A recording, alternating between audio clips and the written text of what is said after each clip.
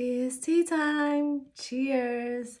Hello to another week of tea time. I am Patricia Moore, where I come on weekly and talk about my journey through life with Christ, to give my testimony and some things that I have experienced. So yesterday I asked you guys to type in some topics that you would like for me to talk about.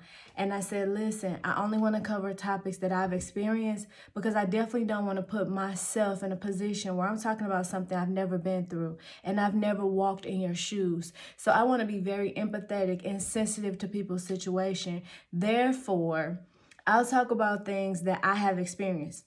And one of the biggest topics that you guys sent me that I can actually talk about, because I'm dealing with it now, is forgiveness.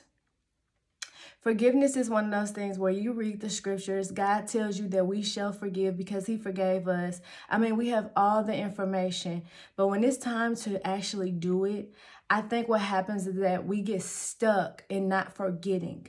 And I don't think Jesus wanted us to not to forget. I don't think Jesus forgot going on the cross.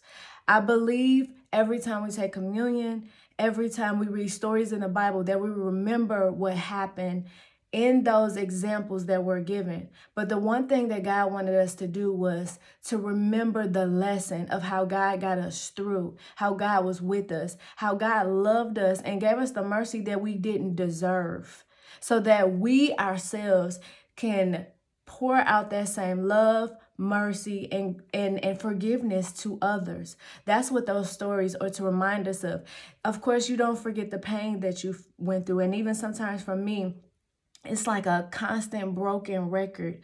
Every time something may trigger me, I may see something that constantly reminds me, and I have to say, Lord, I need help with this. I mean, every single day I have to lay things at the cross because it consumes me. And I'm like, Lord, I want to release this to you. Even like I said, if I have to do it every minute, every second, moment by moment, that I have to do that. I have to open my mouth and do that, because I don't want to live in unforgiveness. It's so funny that when we become hurt, we become so self-righteous that we forget at one time we were wrong, that we were actually in sin, and we beg God to forgive us, right? We wanted God to forget what we did. We didn't want to relive our sins. We didn't want to relive our wrongs. Some of us didn't even want to face the fact that we did somebody wrong and admit it. But we wanted God to forgive us, right? And so I don't want to be that person who's so self-righteous that just because I didn't do something this time, just because I felt like I was honorable, or just because I felt like I was right, that I can't forgive somebody else. Because up ahead, who knows what I may do and what type of forgiveness I may need. And it's not even anything big. It could be something as small as thinking the wrong way, saying the wrong thing. There is going to be a time where we will need forgiveness, and you're going to want God to forgive you. I was, of course, Googling, why was it so important for God to forgive us? So I looked it up. Why do you think it's so important for God to give us? Number one, sin separates us from the holy God. For me, not forgiving means I separate myself from God. I don't want to be anywhere by myself without God. The way life is set up, I need God all up in through here. Do you hear me? I need him all up and through here. So I don't want to separate myself from God, because when I don't forgive, now I'm living in the sin that somebody else has caused. I'm no better than the other person. And I don't want to be out of God's grace. I need God's mercy. Number two, according to Genesis, human beings were created in God's image. God forgives, and as image bearers, we're image bearers. Not only are we able to forgive, we should forgive. That's number two. Now, number three, holding on to bitterness or anger towards someone will result in emotional anguish and unrest. It only robs you of your own peace. And for some people, it leads to dis-ease. It's called disease, but if you break it up, it's called dis-ease. There's a dis-ease in our body because we're holding on to things that realistically, or supernaturally, shall I say, our bodies cannot handle. Our bodies were not created to hold on to anguish, to unrest, to stress, to all those other things. And if you notice, sometimes maybe you're sick or maybe you're dealing with some things, it's your body talking to you, telling you to release. In forgiveness, we can always see what the other person does. Like you can name, they did this, they did that, they did this.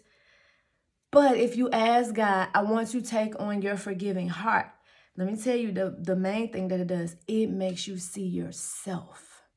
Because when we take on God's heart, mindset, and eyesight, what he does is he makes you point at yourself. A change happens inside of you. And that's how you learn to forgive other people, because then you start to see what you did. You start to see your part. You start to see your actions. And I know that is hard. And maybe that's why a lot of people don't want to forgive, because they know in every process, when we want to be image bearers of Christ, he deals with us. Individually, he deals with us. So first we have to start with us, forgiving ourselves for our own sins, and then forgiving others.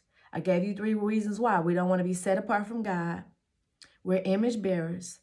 And we don't want physical, mental, or spiritual unrest and dis-ease. 1 John says, if we say that we have no sin, we deceive others, and the truth is not in us. If we confess our sins, he is faithful and just to forgive us our sins and to cleanse us from all unrighteousness. We must genuinely forgive others if we want God to forgive us. This isn't an option, but it's a command. I want you to try that option. And I'm pretty sure you've been through that option, but try something different. They call it insanity, doing the same thing over and over again. Try wholeheartedly asking God in the areas where it's tough to forgive. And I'm speaking to myself as well. And God wouldn't tell us to do something if we weren't capable of doing it. You know what? Because we're image bearers, we're capable of forgiving. I didn't say forgetting. We're capable of forgiving. We don't forget what happened, but we don't build resentment. We don't respond in our feelings. We respond by conquering people in love. Remember, when we forgive someone, it doesn't mean that what they did to us was okay. That's the first part you got to settle in your head. When I forgive somebody, I'm not excusing the behavior. I'm not saying it was okay. But what I am saying is I'm releasing myself and I'm releasing what happened to me to a God that can handle them. And I'm giving myself peace. That's the gift. You got to think about yourself. All this self-care that we talk about, self-care this, well, the first self-care you can do is to release. That's how you start. Yeah, it's cool. Go to a spa, go do all the other stuff. But it makes no sense to go to a spa and relax and you still have unrest. It makes no sense to do all these activities for yourself and internally you're struggling. Internally you're dying. Mentally you're losing it. Self-care starts internally with releasing, forgiving, and allowing yourself to receive the peace. A peace that doesn't go anywhere. A peace that is beyond our understanding. You want to strive for that peace. That's where the real peace. And then you can go do the physical self-care. But you have to start with the spiritual self-care first. It says it doesn't mean that what they did to us was okay, but holding on to hostility or resentment toward them only hinders us. I just said that. And steals our what? Peace. We are the ones who end up in prison of emotional pain. I just said that. You can go do all the things in the world to try to obtain peace, but it starts internally. Also note, Jesus isn't advocating staying in an abusive relationship where we continually are mistreated. God's plans for us is freedom and abundant life. As we read in John 10:10, listen, that's all I want you to have is peace, freedom that God gives us, and the ability to walk as kings and queens among the earth because he's given us the tools and he's given us everything that we need. I'll leave you with this. Psalms 86 says, For you, Lord, are good and ready to forgive, and abundant in mercy to all those who call upon you. May we be like God, merciful and ready to forgive, so that our relationships can be healthy and our hearts peaceful. Forgiveness is important so that our relationship with God and others are right. If you don't take anything else away from this, I want you to, right now in this moment, be a little selfish. And I don't mean by selfish as taking advantage, but selfish about wanting to acquire the peace, So God can be merciful to us as he forgives us. You want him to continue to forgive you, but you haven't learned how to forgive others. Now that's selfish. If you want to be selfish the right way, do it the right way by God, all right? I hope this has been helpful. You guys, I'm praying for you. You pray for me because I know that this is a daily walk. It's a moment by moment. And I'm not saying it's easy, but we're here together. And as long as we can confess and open our mouths, we can defeat a lot of the things that come our way. Love you all. Cheers.